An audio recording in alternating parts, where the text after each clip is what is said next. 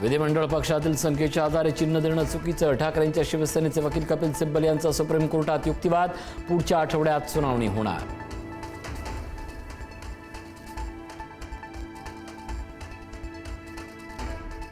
सुनावणी दरम्यान निवडणूक आयोगाची चूक समोर आणली. आमदारांची अपात्रता झाली असती तर चिन्हावर परिणाम झाला असता. शिवसेना पक्ष आणि चिन्हाच्या सुनावणीनंतर ठाकरेंच्या शिवसेनेचे खासदार अनिल देसाईंची भूमिका.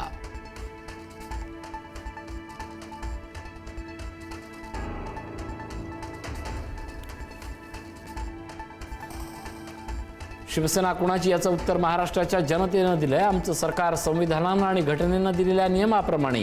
उपमुख्यमंत्री एकनाथ शिंदेंचं विरोधकांना प्रत्युत्तर.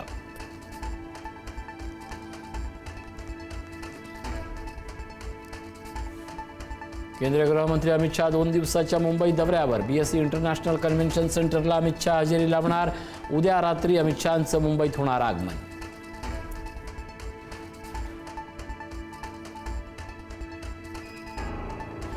एकनाथ शिंदेंचा गद्दारीचा डाग मराठ्यांनी पुसला. मात्र शिंदेंच्या भूमिकेवर पहिल्यांदाच संशय.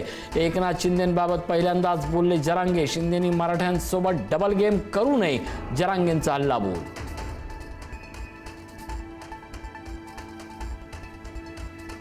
आता शिंदेंपेक्षा उद्धव ठाकरे बरे होते असं म्हणायची वेळ आली आहे. मनोज जरांगेंचं वक्तव्य. आमच्या मराठ्यांच्या मुलांचं वाटोळं करू नका, जरांगेंचं आवाहन. वेळ पडली तर मराठ्यांना पुन्हा मुंबईत यावं लागेल, जरांगेंचा इशारा.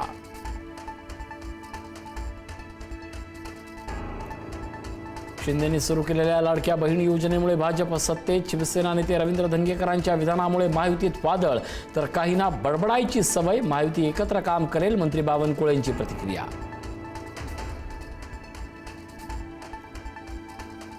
सीजेपीची भविष्यातील रणनीती ठरली. येत्या सप्टेंबरपासून क्या बोलती पब्लिक मोहीम राबवणार. देशभरातल्या नागरिकांच्या समस्या जाणून घेणार.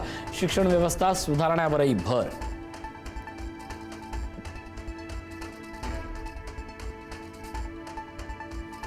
सरसंघचालक मोहन भागवत यांचा जैनजींसोबत संवाद. विद्यार्थी आंदोलकांवर लाठीचार्ज का झाला याचा तपास करावा लागेल, भागवतांची प्रतिक्रिया. सोशल मीडिया शिक्षण या मुद्द्यावरही चर्चा.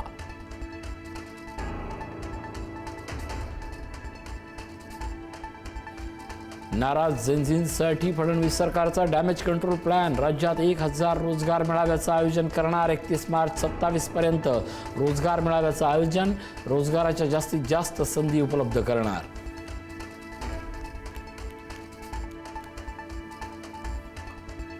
उच्च न्यायालयाच्या आदेशानंतर माडचा संप मागे. सीसीएमपी नोंदणी विरोधातील आंदोलन मात्र कायम.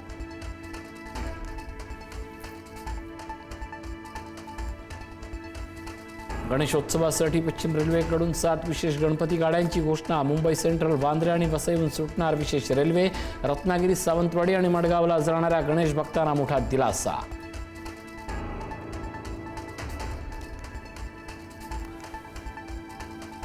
बलात्कार प्रकरणातील आसाराम बापूला वैद्यकीय कारणास्तव जामीन देण्यास सुप्रीम कोर्टाचा नकार. प्रकृती खालावल्यास आसारामला जामीन अर्जाची मुभा. सध्या 24 तास केअरटेकर ठेवण्यास परवानगी.